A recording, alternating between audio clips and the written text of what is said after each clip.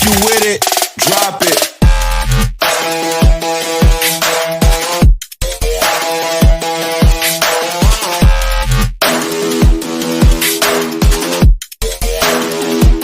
Hi guys, it's your girl and welcome to another episode of the Mantate Show. It's a podcast where we have conversations about anything life. So a lot of it is about how I think about life, how I do life. But the point of it, as I always say each week, is so that we begin to have conversations that matter. Because, I mean, what is life if we're not learning from each other, right? So I'm always very excited to hear your thoughts about the different things that I discuss, but also kind of like how you do your own thing. So it could be a comment on the discussion, the way I do life. If you think it's dope, I mean, let me know. If you think it's crazy, just also let me know. But I'm also very excited to hear how you do your own things, especially relating to what I discuss here. Also very curious to know what you guys want me to talk about, because as you all know, like, I'm always ready to talk about different things. So I think my podcast is really centered around the idea of, you know, a lot of what we do in life is not, I want to say, novel. Like, I mean, we're not living life for the first time. We are, but I mean, the way that we're living life, there's someone else that has lived that life before, or at least something close. So there's always something to learn. So if we share our own experiences, I think we do provide a lot of space for us to learn, and also to not make the same mistakes that, you know, would make if we're not learning from each other. But also, it's not always just about mistakes, you know. Sometimes it's just about being able to know things so that we do things in a better way, in a more refined way, in, you know, a way that allows us to expand. Because I think there's a lot of expansion that comes with just getting from people what is useful for your journey. So that's what the podcast is about. And obviously mine is the vibes that we bring, because I'm always bringing the vibes. It's also about style, it's about hair, it's about, you know, pulling up, looking great, because that's part of what makes life beautiful, you know, at least for me. Like, I think for me, waking up every day and looking good, feeling good, that's just me. As long as I wake up each day, I'm like, okay, what are we doing today? What are we looking like today? So I think for me, outfits, hair, and all of that, it has a very big, you know, impact on how I show up every day, how I feel every day. So when you see me, you always know I'm going to pull up, right? So that's what this podcast is about as well. It's also about how we style, how we dress, you know, and yeah, just the vibes. So this week, obviously, like every other week, there's an exciting conversation to have. And while this conversation is for everybody, I do think that my girlies are going to benefit from this the most, because I think I'll be sharing a lot of the things that I've learned in kind of the girl groups that I've heard, the sisterhoods that I've had, and the people that I've learned from who are women that have, you know, managed to shape the way I think about this particular topic. But I do actually think that a lot of it cuts across gender, so you don't necessarily have to be a girly to benefit from this conversation. So yeah, I'm just going to jump straight into it. So the conversation this week is about money. Money, okay? I'm just going to give it a moment, because it's a very important conversation. I want to talk about money because I do think that a lot of people do not have, you know, financial literacy training or mentorship at a very young age. And it's not even just a young age, it's people not having the space to learn about money and the right way to think about money, that I think does have an impact on the way that we show up, in the way that we look for money, the way that we use our gifts to get money, right? So I wanted us to have, you know, a conversation about money. I wanted to call it financial literacy, but I feel like it sounds so fancy, and it sounds like something that someone has to be an expert in, and I may not be the expert. So I'm just going to call it talking about money, because, you know, it's a conversation I've had with myself, with my friends, and it's a conversation that we about to have, right? So we're talking about money from different places and different angles. So I think the place where I'm starting is, it's important to think about money. I think that in a lot of instances, there are people that have been made to think that thinking about money, wanting money,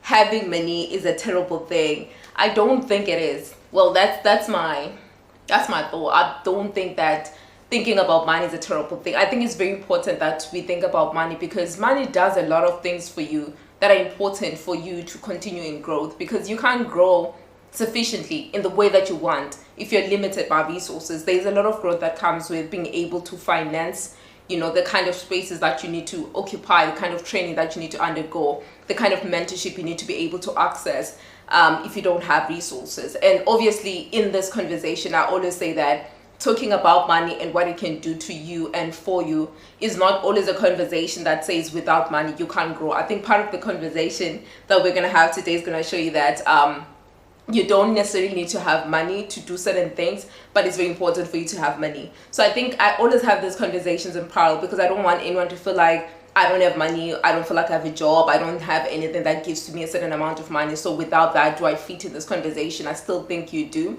I think what's important for me always is having the right mindset around money, having the right kind of mindset that attracts money. There's this one crazy thing that Kanyimba once said, Uguti, you know, she said it in a funny way, but I think she meant it, right? But it's something that really we can learn.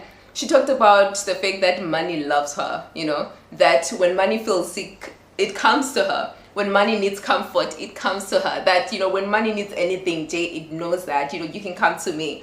And I think, if I'm not mistaken, she actually had a dog named Money, but I think it was in Zulu or Sisutu, I can't remember, but her dog was named Money, right? But that's just for her, you know, it's her, and thinking about what money can do for her, how she feels, you know, about money and its ability to stay with her, to grow around her, to feel comfortable around her. And I found that it's a very useful way of looking at things, because the power of money is not just in accessing and getting that money to be with you.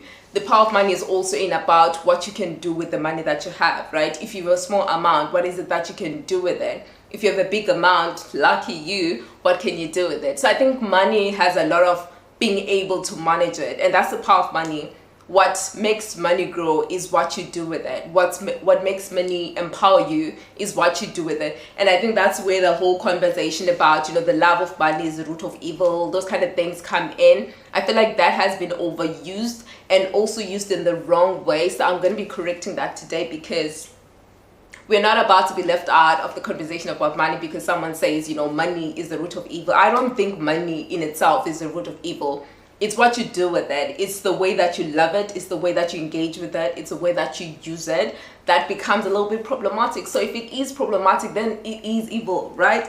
But then if it's money that's empowering you, that's allowing you to empower the people around you, that's allowing you to grow, because in your growth, you empower other people to grow. So it's very important to think about money. So that's the place that we're departing from. It's like, how do you begin to establish the right mindset for money?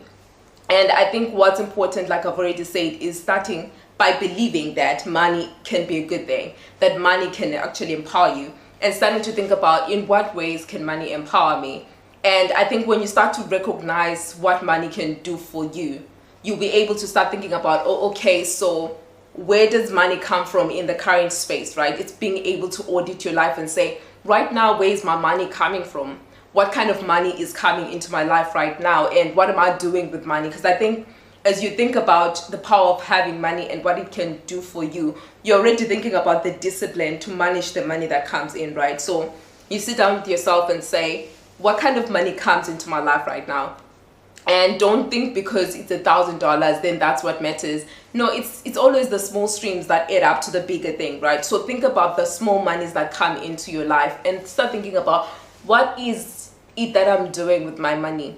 Is there a way that I use my money? Is there a structured way? Structure is a good thing, but not everybody has a particular structure. So it doesn't always mean that you need to have a set way of doing things. I mean, a structured way. I'm about structure. I'm one of those people who's got like an Excel sheet somewhere. I'm like, I want to know how much I'm going to be getting this month, because I know my projections, right? I know what kind of money is coming into my month. If it comes and it wasn't in the plan, it's also going to go into my spreadsheet, right? So I'm that person. I'm like a spreadsheet, record everything type of person. And I'm also that person who's like planning for the month. I'm like, okay, I'm going to have this much.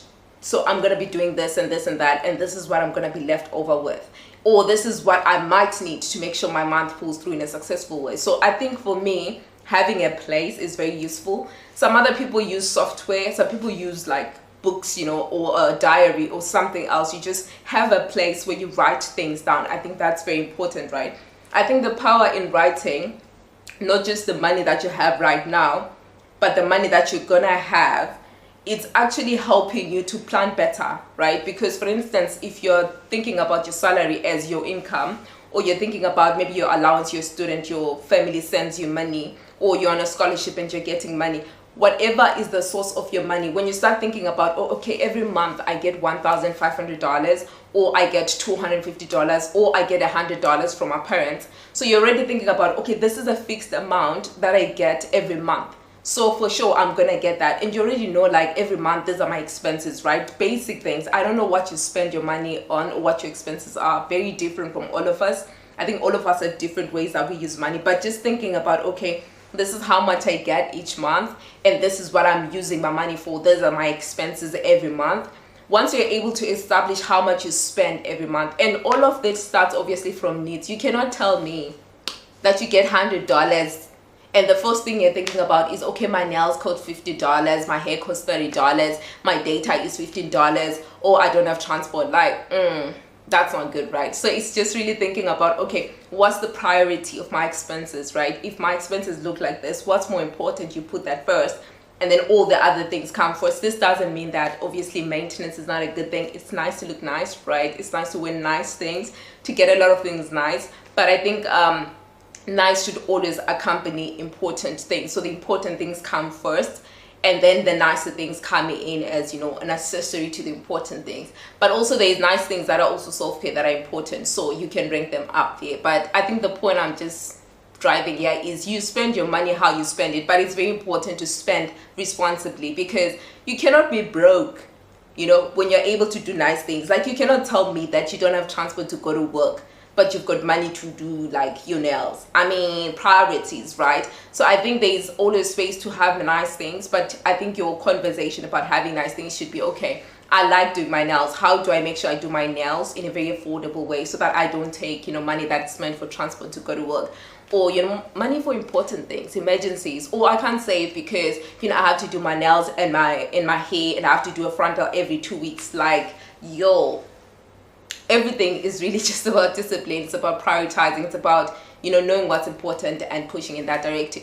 And I think, guys, in doing this, I know I'm sounding like maybe your mom, I'm sounding like your dad, I'm sounding like that person that's always trying to tell you how to use your money. I'm not trying to be that person, but as the big sister and the young sister that likes talking about those things, I'm just gonna be, you know, the police officer today, okay? So I think it's just coming from a good place to say it's very important that we think about what we use our money for. I think one of the things that I think about a lot when it comes to money is, I like to see my money work for me, right? Because for my money to get to me, I have worked for it. So that money better work, right? So when it comes, it's put to work. And by put to work, it doesn't mean it's being spent. It's about, how do I ensure that this money that I have stays in growth, right? So it's very important to think about money that way. Don't always think about money as something that comes in and goes, because that's not sustainable, right? Think about, oh, okay, this is the money that comes in. Does it allow me to, you know, to grow it? Does it allow me to save it? Does it allow me to invest it in sensible things? And I think when you start thinking about it that way, it means that you'll be able to plan better, you know, for your money. And I think something I'll talk about a bit later about saving money is the fact that money saving is a very strange thing. You know, people say, I can't save money because I don't have money left over every month. I'm just like left with the dollar and stuff. And then you've got other people that come in and say, oh, you have to save 50% of your salary, 30% of your salary. And I always tell my friends when we talk about these things, I'm like, there's a moment that you need to realize that, like, that's privilege speaking. And by that, I mean to say there's nothing wrong with you saving 30% of your money or 50% of your money or 80%. If you want to do that, and you can do that. But it's also recognizing that not everyone has that muscle, you know, to save like 80% of their money, 30%. Some people don't even afford to save like 20%, 10%. So it's very difficult for them. So I think the discussion around saving money is important to have, but it needs to be heard in ways that are very cognizant of different contexts. But also, even yourself, as you think about saving money, you also need to put yourself under, you know, considerable pressure.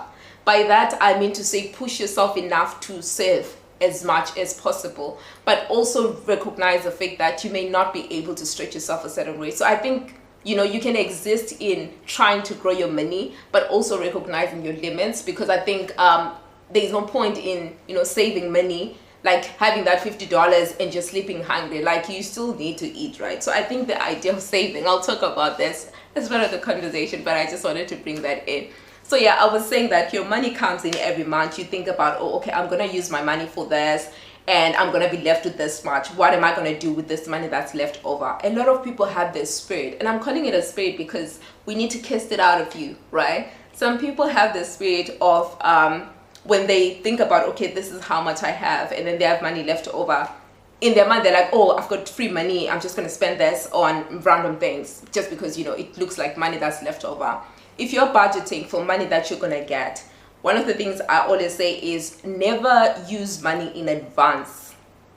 You know, as much as possible, avoid using money that you're expecting to come in, because what if it doesn't come in, right? And also in using money that is gonna come in, there are things that you might not account for, and then when that money comes in, you're paying all of those things that you've already, you know, advanced. By advanced, sometimes it's not always that you've used other money, it just means that, I don't know, you've created negatives, you know, like that moment where you get paid and you already know where your money is gonna go. That's the conversation. So when you get paid, or you get your allowance or whatever it is, and then you use your money, right? It's important that when you look at what's left, you look at what's left after you've accounted for everything that needs to be accounted for. Because some people think they have money left over, then you realize, oh yeah, I actually don't have money left over. So it's very important to think about, okay, when it comes to like planning for my money, okay, I know that I'm gonna get paid, hopefully nothing happens, right? I'm gonna get this allowance from, you know, my parents or whatever. And then you think about, oh, okay, I'm gonna have $300 left over. For the money that's left over, this is how much I'm gonna save, and then I'm gonna leave a certain amount, you know, for vibes, because it's also very important to, you know, just enjoy your money because you're working for it. So I think it's just thinking about having a plan for money before it comes, because if money comes and you don't have a plan, money will create a plan for you, and it's not gonna be a good plan. You know, it's not going to be a plan that benefits you. Money does not think on its own. You have to think with it. So it's very important to plan for your money, right? A lot of that is, like I said, having a structure. For me, it's Excel sheet. For someone else, it's a software. For someone else, it's just writing on a diary. But the point is, always have a plan. And then the other thing that my friend taught me that is very, very interesting is the fact that when he gets paid, what he does is he has a specific amount that goes to savings. And then he has a specific amount, obviously, that goes to like bills, you know, rent, whatever, like the basic things that you pay for every month. And then whatever money he has left over after covering all the important things, all the necessary things in his life, he says that this is money that I'm going to be using for my vibes, because he likes enjoying life. He likes traveling, he likes eating out, he likes, you know, doing certain things. So he's always like, as long as I've covered the important things, as long as I've put aside my savings, this money that's left over is the money that I'm going to use to enjoy myself. If I have some left over at the end of the month, that's great. It goes into my savings. If I don't have, that's also fine, because I know when I start finishing that money that, okay, we're not going to draw from our savings, money for vibes, because this money that was meant for vibes, I've already finished it. So I think that's a very interesting way of saving, an interesting way of spending their money, because they get to enjoy their money, they get to save their money, they get to cover the important things. So I think the point here is, when you start listening to how people are saving their money and how people are using their money, I feel like you do get a sense of, oh, okay, this is nice, I could borrow this, but oh, okay, I probably can't do that. So just look at things that work for you. There is no one, you know, size fits everybody. It doesn't work that way. What works for Mantate may not work for you. What works for my friend may not work for you. So I think what's important is establishing what actually works for you. And also percentages. I think you can get this model, right? But the percentage can differ. He saves like 30% from his money, and you could choose to save like 5% if that's what you can afford. If it means you can save 3%, my point is you save whatever it is that you have.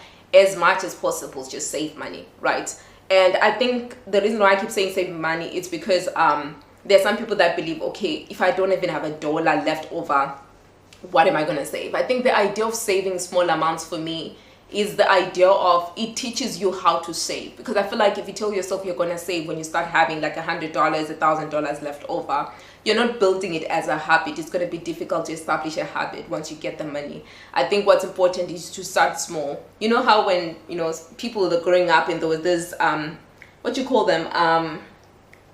I can't remember the name of those, you know, containers that we used to have that people could use, you know, to save money.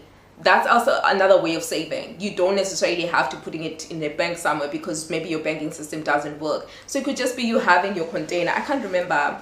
I think it's called like piggy banks, you know, those kind of things. But the point is, you get something, a container or something gorgeous if you know you're a creative person, and then just be putting money inside. I think the point of it is just being able to develop a culture and a habit of just putting away money and not being tempted to take that money. When you've got emergencies and you don't have any other money, you always know like that's a place, that can actually help you out when you need it. So I feel like just starting to save even when you have small amounts is very important, because it teaches you how to save, so that as you grow your money, you start saving bigger amounts. So it's very, very important for you to have that kind of plan.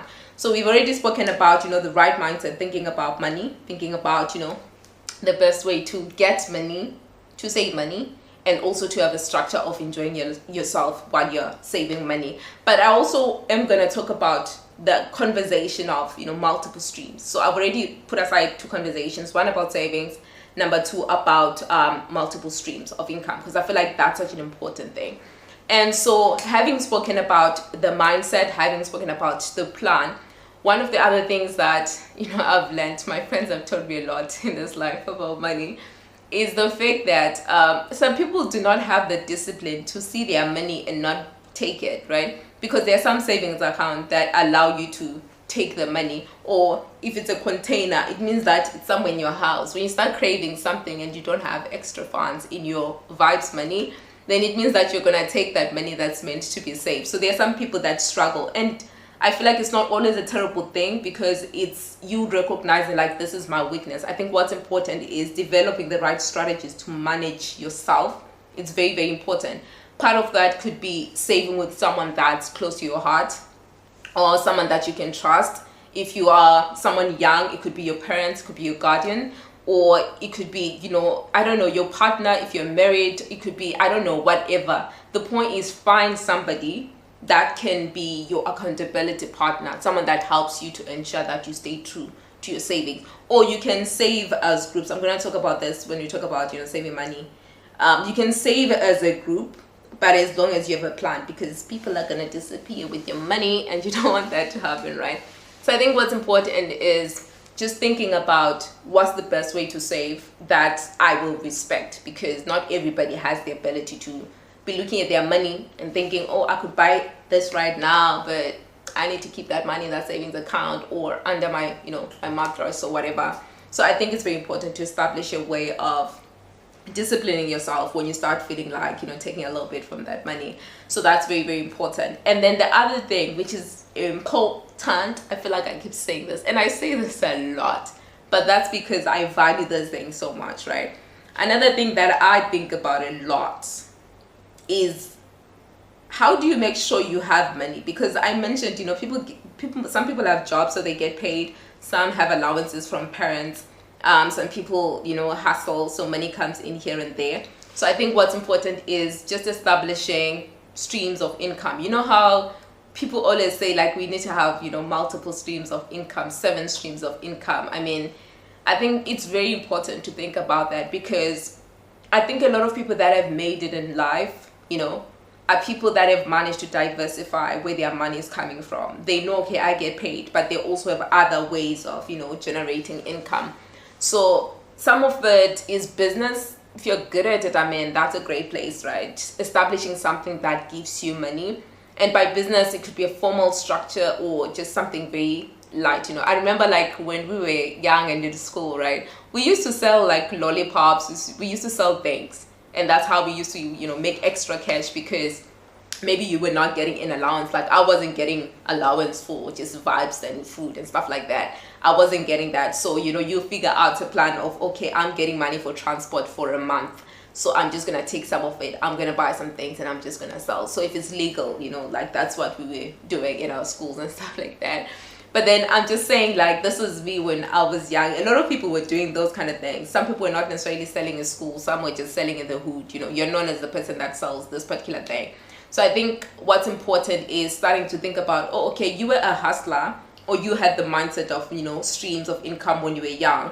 That's kind of the same mindset that you need to develop when you're older right now, because I think it's very important to just not just rely on one thing, because things really can disappoint us sometimes. So you want to make sure that you have some sort of like backup plan. So in this conversation about multiple streams, I'm a bit biased, right? Because my ways of making money, I feel like, may not be the same as somebody else which is expected, but my ways of making money have always been tied to my gifts. For me, it's always that thing of I generally know what I'm good at, and because I know what I'm good at, it means that I'm able to use my gifts to generate money. For me, it's always like my gifts. I'm always like, oh, okay, I'm a very talented girlie. I have so many talents. I use my talents to make money, because why would God give me talents if he didn't want me to use them, to empower myself? So you can start thinking about multiple streams from that place of, what am I good at? What is it that I know how to do that I can monetize? And then figure out ways of, monetizing that. There are so many things that you can do. For me, it's just like I say, things that I'm good at. I'm not going to talk about that, because what's most important, like I've already said, is just establishing what you're good at and then just using that as a starting point. This is especially for people that feel like, I don't have multiple streams of income. I need to, figure myself out. So I always say that start with your gifts, start with what you're good at, start with what you're passionate about. If you don't have anything that you feel like you're good at, you can start thinking about, what is it that I'm willing to learn? What is it that I can afford to learn? And, learning is not always paid learning. Sometimes it's just like, who can I shadow in order for me to get this kind of skills? And how can I use that, to get streams of income? So I think for me, the emphasis here is just this power of having multiple streams of income.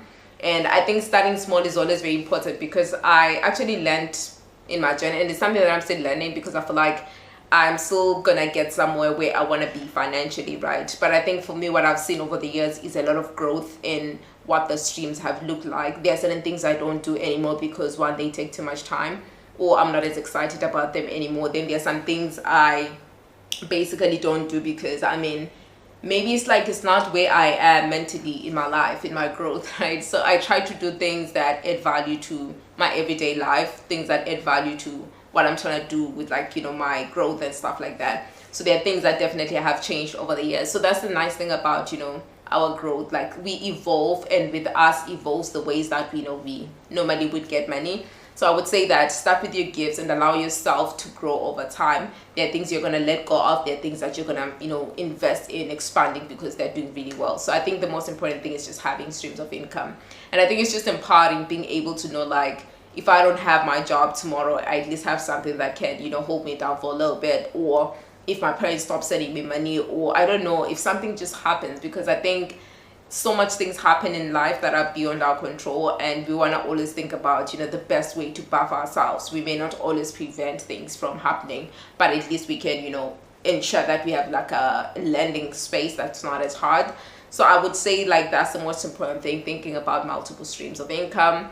And if you have resources, especially if you have a way right now, if you feel like you have access to money, I would say get skilled, just get as much skills as you can that can give you money, and just be finding ways to learn. And like I said earlier, that in as much as I'm saying, if you've got money, try to learn. It's because there are certain things that are paid, but there are certain things that don't need you to have money. There's so much free, trainings online, free workshops. There are certain spaces where you can just shadow people, or you could ask people that, you're around, that that really value you, people that can allow you to, shadow them, learn from them. So I think learning is about opening ourselves and putting ourselves out there, and just allowing ourselves to learn. Because I think the thing about learning, I actually saw this quote recently. It says that if you're not ready to be embarrassed, then you're not ready for, greater things that come after the embarrassment. So that's learning, basically. You start from zero. It feels like you know nothing, which in truth is, you know nothing. If you do know a little something, you don't know everything. So when you come into the learning space, come with just that open-mindedness of, okay, I'm not good at this. It might be embarrassing that I don't actually know this. It might be embarrassing that, I'm taking too long to learn this. But what's more important is you showing up every day and being willing to learn and, better your way around things, so that you're able to, use that to make money. So that's the most important thing. So I've already spoken about the right mindset around money, just being open to the idea of money being your friend. Number 2, I think I spoke about planning for your money. Just having a structured way. If you're like a structured person, if you're not a structured person, just find something else that works for you. I don't know how your world operates. I'm more of a structured person. So figure out what works for you and just have like a plan. Just make sure that you're not just waiting for your money to come and then thinking about, okay, I've got $50. How do I use it today? Just always plan for your money and do as much as you can to, figure out a way of, just governing your money right, because like I said, money grows when we govern it right. It doesn't grow on its own. I don't think it has the necessary skills and the brain to just grow on its own. It needs us to govern it well. And then I've spoken about the multiple streams of income being a nice way of helping you, expand outside of what you have as fixed income. And then the other thing I want to talk about is savings. And I know I spoke about it lightly, but I think it's very important to talk about it because there are different ways of saving money, right? I have evolved in my way of saving money. I remember when I was in Zim, there are so many women groups that I was part of where we would save money as a collective. I think you guys would know those ones. We call them rounds. So basically what we do is every month we get paid, we'd all just, contribute a certain amount, and it just depends on how much you can afford and also what you are saving for. So for me, when I started out, there was one that I used to do for groceries for my grandma. So I would just pay a certain amount every month, and then every half year we just bulk buy groceries, and then I would send my groceries to my grandma. I used to love doing that because it was just like a stress-free way of just bulk buying groceries. And then I also did another one where I was intentionally wanting to buy bigger assets. So what I did was I got into a group that was like contributing bigger amounts. In those months, I had to make sure that I commit myself to it, because when you start doing these rounds, it doesn't matter that you don't have the money, you need to have a plan. Because when it's your month, it means everybody's contributing to you, right? So it means that every other month you need to contribute to someone else. So that was another way of saving for like bigger purchases. So you wouldn't have to be in them for too long. It can be like 1 year, it can be 6 months, it can be whatever, as long as it gets you to your goal. So that was another way of me saving up for like things that were significant for me. So you can do that. You could save for vacation. With my girls, we used to have, a particular bank account that was dedicated to this. And what we did was create a savings account, and would send money. I was the one coordinating at the time, and people would just send me a specific amount of money every month, and then at the end of the year would actually distribute that money, and it was our vacation money. And then for someone else, it was like school fees money for their kids at the beginning of the year. It was such a nice way of, building sisterhoods, because I started off with friends, but then I ended up doing it with, their friends as well, because people would be interested. So it was another nice way of saving. I used to use that to save for vacations. And I knew, like, without question, when December comes, or when June comes and it's my birthday, like, the month's gonna be used for that. So I think it did allow me to know, like, okay, you have money for vibes, but also you have money for like more serious things. So you can choose to diversify your savings that way, to say you have a saving club for important things, and then when it's done, you can save for vacation, because you may not be able to save for vacation at the same time you're saving for a big thing. If you can, that's great. But if you can't, just save for one. And then if you can just save for these multiple things, and it does help you. And this is just like a traditional way of doing this. I'm saying traditional because I grew up seeing, grannies do this, our moms do this. So it wasn't something very new to me. It's just something that I grew into. So find ways that have worked for people and do that. And I know, like, this kind of things can go south as well. Like, someone can just disappear with your money, or just random things. But I feel like when you have the right circle of friends, it means that you're able to do it. So it doesn't have to be women you don't know. It can be just friends that are close to you, and then it'll be easier to manage that way. So that's another way of thinking about saving money and being able to do big purchases without having to have all of the money at the same time. You can just do rounds, and then when people contribute during your month, you do your big purchase, and then you just continue contributing to the group. So that's another way of saving money. And then the other way can just be like just you saving your money at home. To be honest, I'm just always like, you can just be saving your money at home. I just think for me, the thing is, I don't like seeing money not grow. Like, I just feel like money should just be growing. Like, why are you sitting there and watching me? Like, if we're gonna watch each other, what is the point? So I think it's just thinking about if you can find ways of investing money. And I know that people have different banking systems. I'm not trying to get you guys to say invest in A, B, C, D, because things work differently everywhere. But I think one of the things I'm grateful for is just having friends in different places, and also right now being in countries that have functional banking systems, and just being able to expand the way that I think about what my money can do and where my money can be. So I think it's just different in everybody's experiences are different, and I think just being open to that is very important. So for me, I'm learning a lot from my friends that have been in established economies that are doing well, that have a history of saving money, investing money, and stuff like that. They're trying to teach me how to do things. I hope I'm a good student and I will learn a couple of things, and hopefully be able to be on that same kind of journey with them. But I think what's important is just like figure out what's more accessible to you, what works best for you, and then just go with it. There's never, I don't think there's a right, wrong way of doing this. I think what's important is just having financial goals and saying, I want to do ABCD. For me to do that, maybe I need to save, I need to invest, or I need to, find some extra side income, through, different things, including your talents. So that's how I would think about it. So we're talking about, saving in rounds as groups of women for different things, big purchases, vacation, groceries, whatever it is. It could be just saving at home, if you can, in your bank if you can, if your bank doesn't charge you too much, because I feel like some banks you'll overcharge you, and also if your bank has withdrawal fees, it doesn't make sense to be putting money in your bank account when you're gonna be withdrawing and being charged for it. So think about other ways of saving money. So I think that's kind of like the gist of like different ways of saving that I would say I've done in the past.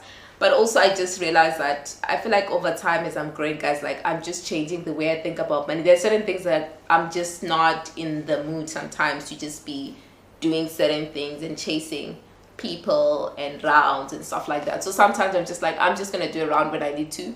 Right now I'm just gonna do something totally different, or I'm just gonna do the laziest form of saving, put it in a savings account that has a little bit of interest. And I know like little kids are growing on it, even if it's not like really big kids. I love big kids, but just little kids growing on that money, that's okay as well if I don't want to do rounds, because like the admin as well, if you're in a different location, it's also very complex if you want to do to people that are in different places, because like charges when you're sending money around, it's just admin I don't want to be involved in. So I think for me, that's kind of where I would say, put your mind when it comes to savings. And then if you're older in your thinking, not by age, older and you're thinking about money, you feel like you're in a space where you can expand your purchases, you can start thinking about like, mobilizing your friends to buy big things together, because I don't think that you need to do things on your own all the time. I feel like you can just build your friendships in such ways that you guys can do things together.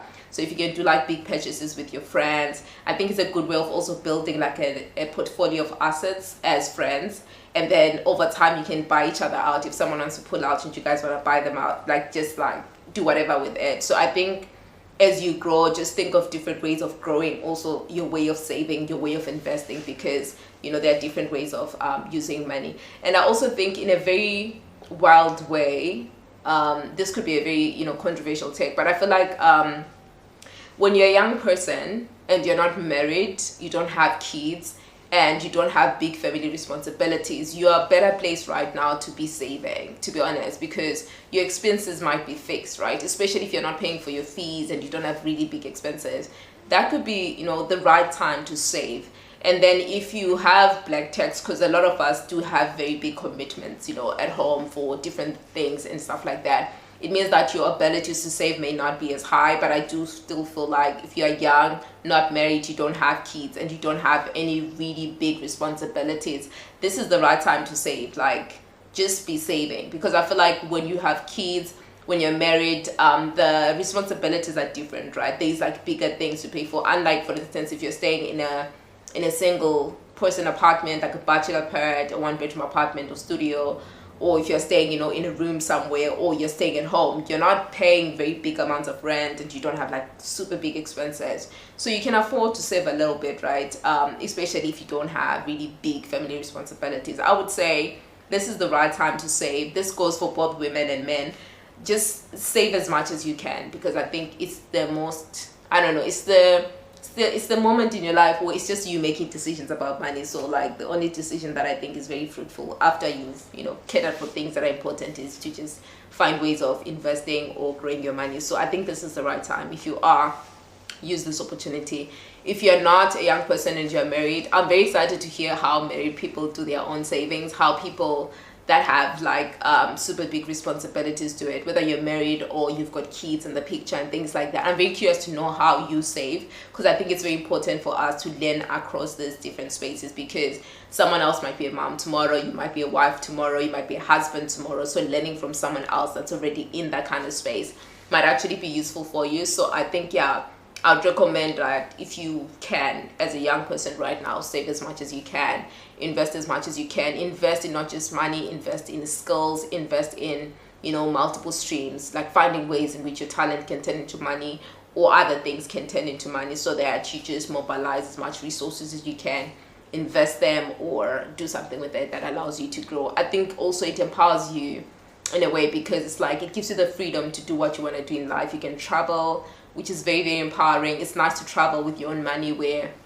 you're not having to depend on someone else to buy you a flight ticket. It protects you as well from a lot of things. I feel like if you're able financially to do things for yourself, it does protect you from the wrong partnerships.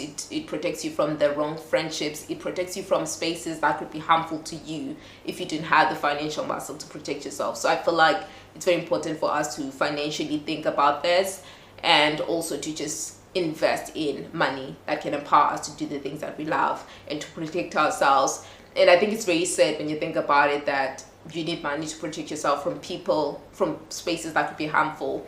But I think in thinking about how we navigate the world that we're in right now, which is the reality of the world, right? So it's thinking about how we can use our resources to ensure that we are able to make decisions for ourselves, to step out of spaces that are not good for us, and to just be able to, live a happy life. So that's very, very important. And a lot of that is, we learn as we go. So learn from the people around you, learn from me. I will learn from you as well if you guys share your experiences.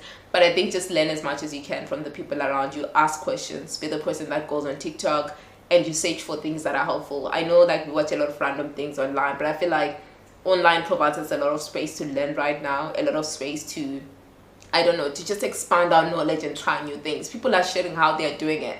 People are sharing how they're making money. People are sharing, how they're growing their skills. I mean, guys, there's just so much online that we can use. So I feel like if we're able to just take advantage of that, we'll definitely do a lot of things in this life. So yeah, I think I've spoken about multiple streams of income. I've spoken about, different ways of saving money.